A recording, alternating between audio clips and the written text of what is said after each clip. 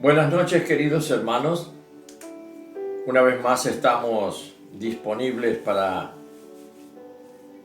con media hora de tiempo, poder abordar un pasaje de las Escrituras para alimentarnos, para considerar, para meternos en lo que muy poco tiempo le dedicamos por un mundo que nos empuja y nos lleva aceleradamente, quitándonos el tiempo más importante, que es el tiempo dedicado al Señor. Pero antes, vamos a ver esta palabra. La palabra hablada solo queda completa en el oído del que la entiende. Yo quisiera que esta noche, a pesar del lenguaje, a pesar de lo que está escrito en las Escrituras, y he estado buscando, pero así con curiosidad, revisando distintas versiones. No voy a dar los nombres porque son cuantiosas las versiones que tenemos de la Escritura, para ver si hay alguna versión que pueda tener más riqueza en el contenido de la traducción, para poder hacer una exégesis, que es el poder de interpretar con el Espíritu Santo lo que está escrito con letra común, con términos del idioma que nosotros podemos manejar y entender. Y no, todas llevan a un punto en donde si no te pones delante del Señor y le decís: Señor, con mi mente natural esto no se puede aceptar ni entender. Pero yo sé que tú me diste la mente de Cristo, me diste la vida de Jesús, me diste la personalidad de Él y Él mora en mí vivo, no está como en el momento de su muerte, que lo metieron en un sepulcro con una piedra que tapaba la puerta. No estás vivo, estás hablando dentro mío y podés darme una interpretación con el entendimiento espiritual, porque lo demás es sujetarse a un pensamiento humano sin poder penetrarlo. Por eso es importante esto. La palabra de Dios queda completa en nosotros cuando Él nos habla y nuestro oído atento solo escucha, y después no sabemos cómo explicarlo, porque es un entendimiento profundo de algo que no está al acceso humano, si no es por su gracia, si no es por su intervención.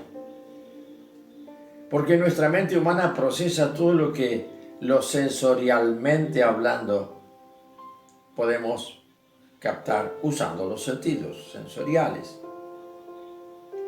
Así que todo aquello también que puede ser de nuestra mente, aunque sea intangible, aunque sea no posible palparlo, sin embargo está en nuestra mente, porque a través de palpar, ver y escuchar todo ese mundo ahora invisible e intangible, lo tenemos dentro de nuestra mente y nos ha capacitado para pensar, nuestra propia mente que se desarrolla. Pero hay un pequeño inconveniente para decir: esto lo entiendo. ¿Por qué? Porque lo que entendemos también viene por los sentidos. Conocemos por los sentidos. Y cuando conocemos por los sentidos, trasladamos inmediatamente ese conocimiento en forma de concepto y va a nuestro pensamiento. Por eso conocemos, por eso pensamos, por eso relacionamos pensamiento unos con otros. Pero siempre en el campo y en el área sensorial, de la experiencia sensorial. Y esto de comprender y conocer las Escrituras nos lleva a un lugar muy distinto. en donde la misma Escritura establece que las cosas espirituales se han de discernir espiritualmente. No se puede entonces discernir con mi pensamiento. Y esto tiene que ser algo que lo tenemos que conocer bien y tiene que funcionar en nosotros con mucha seguridad, porque nos podemos confundir interpretando a nuestra manera. Por eso se bifurcan tantas líneas de errores que luego se convierten en doctrinas peligrosas para la exégesis bíblica. Vamos a ver esto de el libro de Efesios. Estamos en Efesios. Vamos a ver hoy en el capítulo 2, a ver si el Señor nos abre un poco la puerta de ese lugar espiritual, o sea, nuestro espíritu. Si la palabra llega a entrar en mi espíritu, mi espíritu tiene una conciencia humana. Mi espíritu es intangible. Mi espíritu no está sujeto al tiempo y al espacio. Mi espíritu solo está sujeto al Espíritu Santo que mora en mí. Y que ese espíritu humano dejará de estar y de existir cuando ya está marcado. Llegue el momento en donde Dios dice: ahora tienes que salir del cuerpo, tienes que abandonar el alma. Y ahora quiero que vengas conmigo. Así que, mientras tanto, el accionar de un cristiano, de un creyente, está en su espíritu. Desde su espíritu, entonces, allí es donde puede encontrar la comprensión de las cosas espirituales para luego intentar convencer a la mente que cambie el pensamiento. Por eso tenemos muchos pensamientos que no entendemos y los creemos. Pero los creemos porque en nuestro espíritu nos producen a través de lo que llamamos fe. La fe está en un campo para encontrar un parangón, una comparación. La fe es percepción, la fe es intuición. Yo lo entiendo sin pensarlo. Esa es la intuición.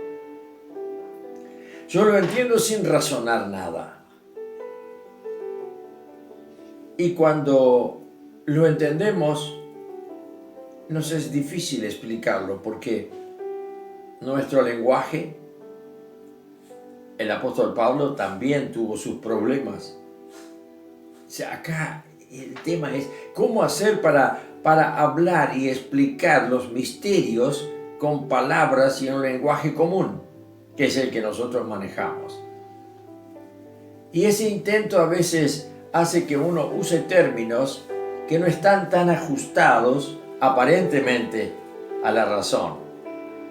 Pero son los términos que da el Espíritu, son las palabras que da el Espíritu. Y uno se queda, cuando es del Espíritu Santo, es como que la mente que solo razona, es como que se aplaca, se perturba, pierde la noción de la realidad, porque no es un mundo. Es así como cuando nos ponemos a orar, el apóstol dice, hay que orar con el espíritu, pero cuidado, hay que orar con el entendimiento. Y para orar con el entendimiento se entiende el entendimiento espiritual, que mi espíritu ya logró convencer a mi alma, o sea, a mi mente, que haga eso. Entonces comenzamos a expresar con palabras y con pensamientos lo que ya en mi espíritu se captó por intuición, por percepción divina. Este es el misterio que nos rodea a los cristianos, a los creyentes. Por eso somos diferentes al mundo, porque tenemos otra dimensión y no es que manejamos como si fuera un aditivo. esa dimensión que tenemos los cristianos es la dimensión vital, la más importante. Allí es como si fuera un laboratorio en donde se cocinan todos los asuntos.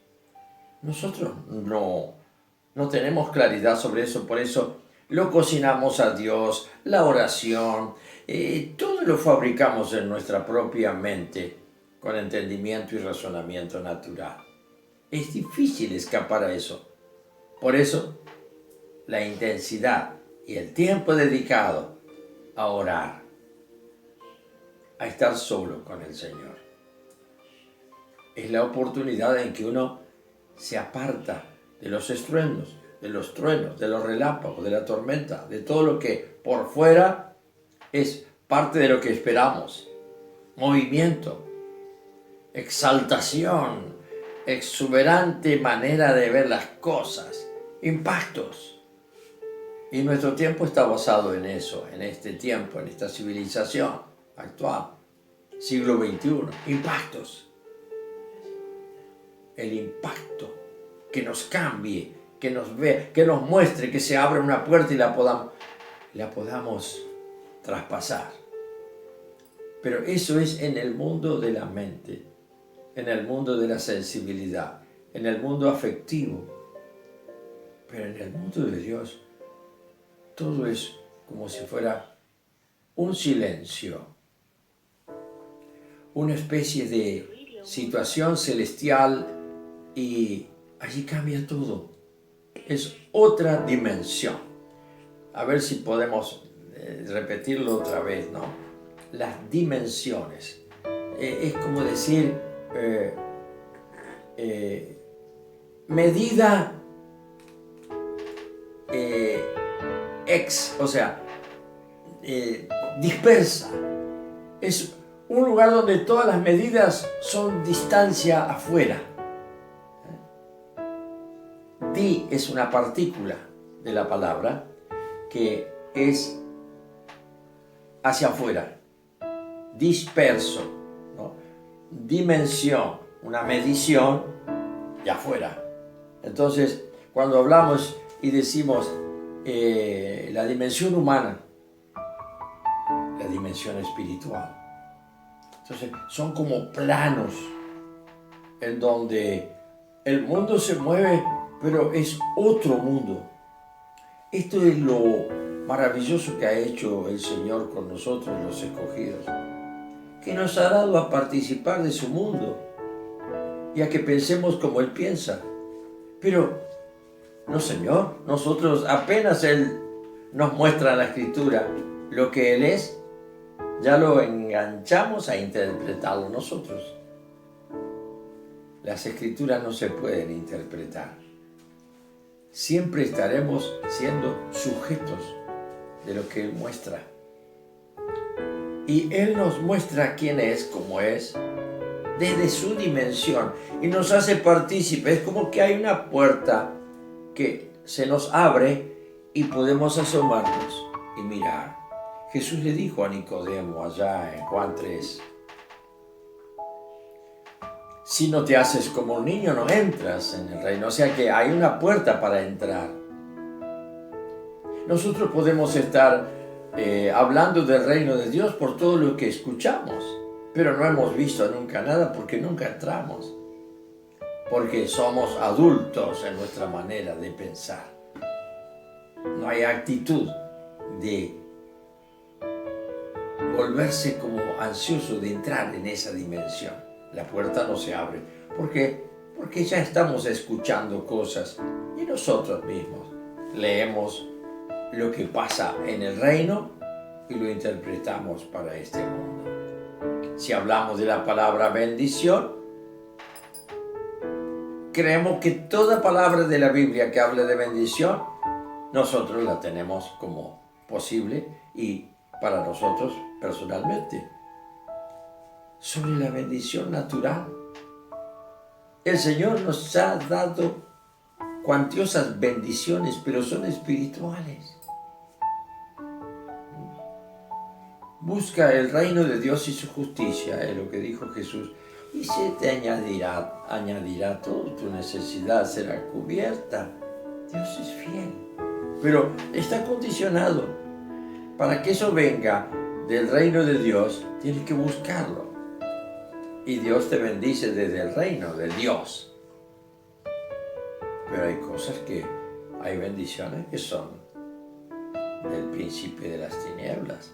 Y nosotros se viste como ángel de luz y nos hace sentir agradecimiento al Dios de los cielos. Él también está en los cielos. Así que también esto es discernimiento espiritual si es que nosotros tenemos acceso a esa dimensión espiritual. Vamos a abrir el capítulo 2 con el título Reconciliación por medio de la cruz.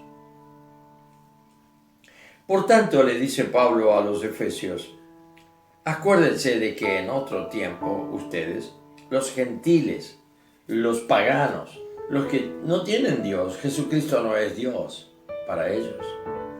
Y hoy no es Dios tampoco para todos.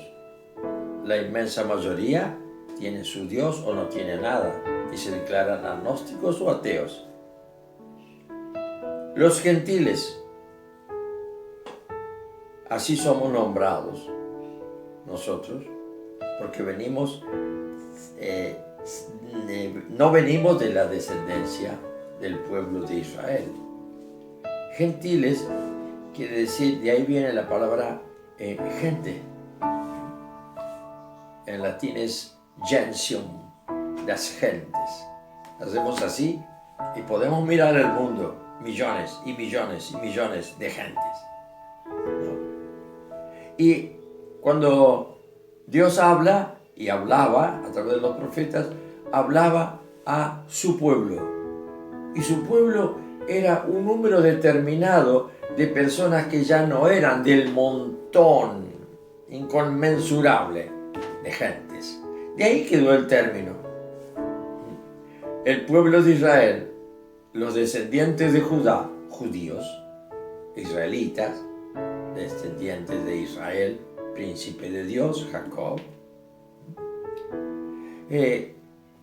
quedó entonces que ellos eran el pueblo de Dios y todos los demás eran gentiles, sujetos a su propio destino. Acá había 10 mandamientos puestos por Dios que marcaba el destino de esta raza y que encontraban hacia atrás donde había empezado y hacia adelante las promesas del Mesías. Ahí fallaron. Fallaron porque su soberbia no les dejó reconocer al Mesías. Pero podemos deducir que Dios permitió que este pueblo rechazara al Mesías para que hubiera un tiempo de los gentiles. Y comienza el tiempo de los gentiles después del Pentecostés, en donde ahora estos 12 judíos van a llevar a los gentiles, y sobre todo Pablo, que fue escogido para apóstol de los gentiles. Apóstol significa simplemente enviado para algo. Así que Pablo lleva esto a los gentiles. ¿Y nosotros de dónde venimos? ¿Venimos del pueblo de Israel? No. Venimos de los gentiles. Por eso usa el apóstol Pablo esta palabra. Explico para que realmente podamos encontrar en nosotros mismos esta herencia. Somos gentiles. ¿Qué significa? Sin Dios, y lo dice acá muy bien. Los gentiles en cuanto a la carne, porque en cuanto a la carne no éramos circuncidados, no somos hijos de la circuncisión. Era llamado incircuncisión por la llamada circuncisión hecha con mano en la cara. Mano en la carne. Claro, ustedes saben lo que era la circuncisión. A los niñitos les cortaban el prepucio y lo tiraban y ya quedaba marcado como pueblo de Dios. Hoy el marcado como pueblo de Dios es aquel que cree en Jesús y luego al poco tiempo el Espíritu Santo lo sella para vida eterna con el bautismo. O sea que la circuncisión era el bautismo del pueblo de Israel. En aquel tiempo estaba sin Cristo. No conocíamos nada. Supongamos que no está hablando de nosotros, pero sí trasladamos en el tiempo este concepto y nos encontramos que nosotros no tenemos sangre judía, no venimos de ninguna sinagoga, no tenemos herencia ni contacto con nada. ¿Y de dónde salimos? Y venimos en el transcurso de la historia de gentil a través de nuestras familias, nuestros países, todos gentiles. O sea, la gran multitud en donde Dios deja ahí a los judíos quietos, les corta todo, como están ellos ahora, y abre un gran paréntesis, sobre todo a través del apóstol Pablo, para la predicación del Evangelio a los gentiles, que ya no van a tener nada que ver con la ley de Moisés. Si bien los principios en Dios no pueden cambiar, pero no vamos a estar sujetos a la ley porque se nos es dado y mostrado algo superior a la ley. Ya no estamos atados a cumplimientos, sino que ahora entra la etapa, curiosamente y admirable, esta etapa en donde Dios ahora se propone conquistarnos para una fidelidad comprendida, conocida, para la maravilla de que nosotros podamos ahora decidir, no contra un principio, sino frente a una persona. Y esta persona es Cristo, el Señor Jesús. Así que nosotros decidimos. Ya no tenemos ninguna obligación con nada. Y si estamos fuera de Cristo es porque nosotros estamos caminando en forma religiosa. Todavía no ha habido una conversión del Espíritu Santo en nuestras vidas. El punto de partida es un cambio total. El agua del bautismo, que es un símbolo de la inmersión para limpieza, y luego también esa limpieza es, no hay más funcionamiento del yo en la carne, muero bajo el agua. Ese es un símbolo de muerte, salgo del agua y ya soy otra persona, es la resurrección. Por eso va a decir acá también algo de eso. Avancemos un poquito más. En aquel tiempo estabais sin Cristo, alejados de la ciudadanía de Israel, ya está explicado, y ajenos a los pactos de la promesa hecha a Israel, sin esperanza y sin Dios en el mundo. Esto nosotros no lo podemos captar muy bien porque de pronto nos encontramos que somos creyentes, que vamos a una iglesia, que tenemos el conocimiento bíblico, etcétera, etcétera. Pero, ¿cuántos años hace de esto? Y él está hablando como gentiles. Entonces nosotros quizá, algunos hemos estado desde tiempos de la infancia, los primeros años, adolescencia, en cero, sin conocer lo que era este Dios maravilloso que se reveló después de los años y que cautivó. Ahí está, esa es la palabra. Decimos, hablamos mucho de conversión. Es cierto, somos convertidos por el poder de Dios en otra persona, pero muy pocos somos los que podemos hablar. Yo me rendí porque quedé como en un estado permanente de éxtasis. Me sugestionó, quedé como totalmente anulado en mi camino propio. Tal el impacto del encuentro con el Señor Jesús que quedé ciego a la visión de las cosas del mundo. Ya no las veo más. Perdí todo. Y así es para todo aquel cristiano que de veras ha sido cautivado. En el fondo sí es cierto. uno no se convierte a sí mismo en cristiano. Dios, en un acto de gracia y de misericordia por medio del Espíritu Santo, ¡pac!, llega su tiempo o llega tu tiempo y Él te convierte en otra cosa.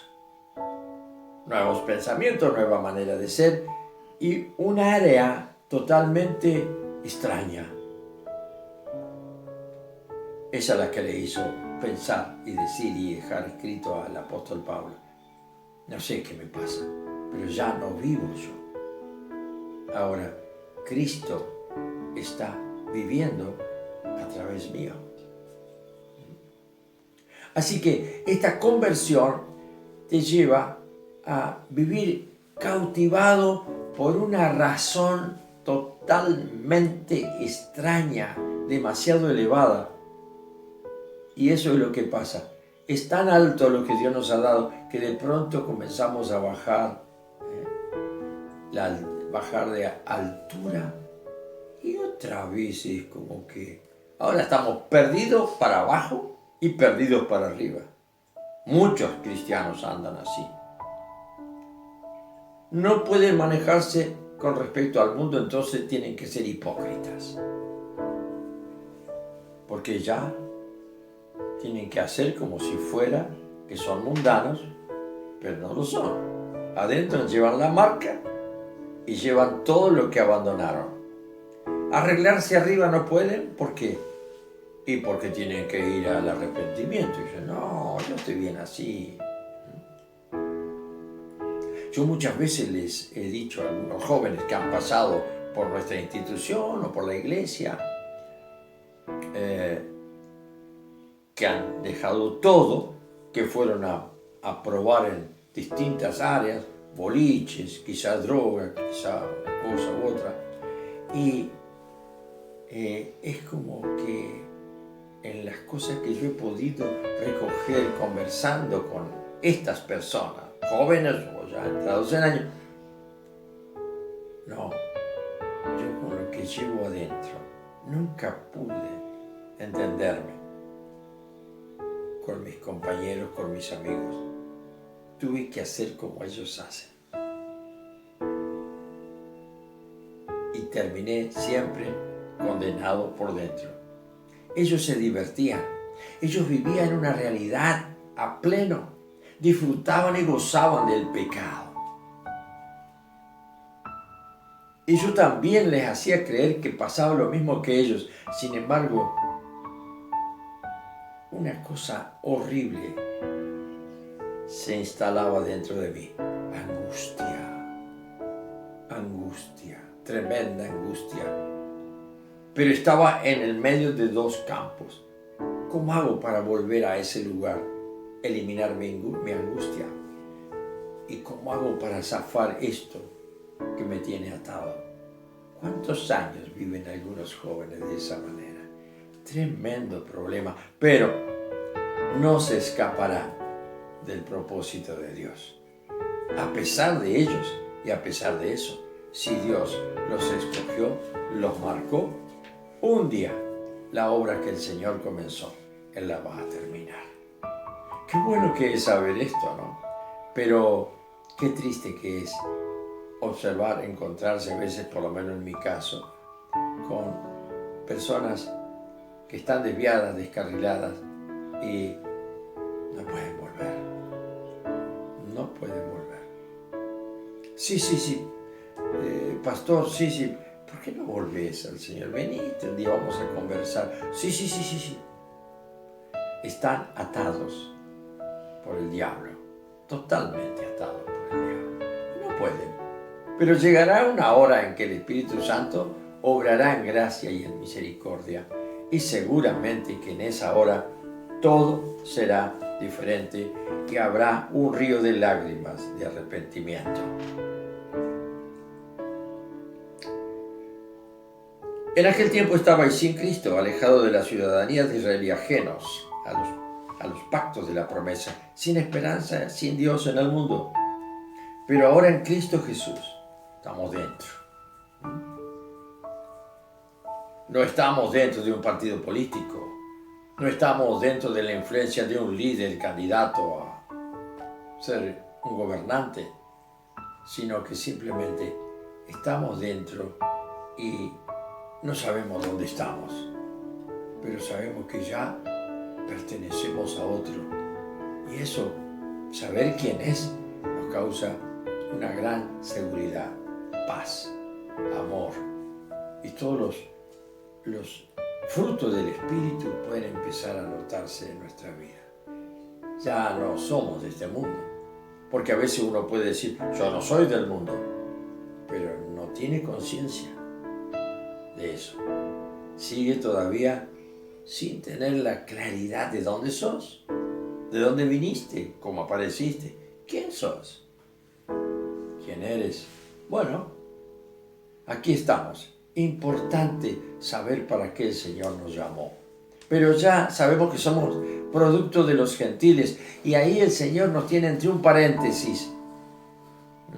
Cuando Él venga, entonces abrirá el paréntesis y será la manifestación de un solo Señor, un solo pueblo, la iglesia del Señor, en la cual vivimos nosotros con el privilegio de saber a quién pertenecemos, a dónde estamos, a dónde vamos y quiénes somos. Que el Señor te bendiga esta noche.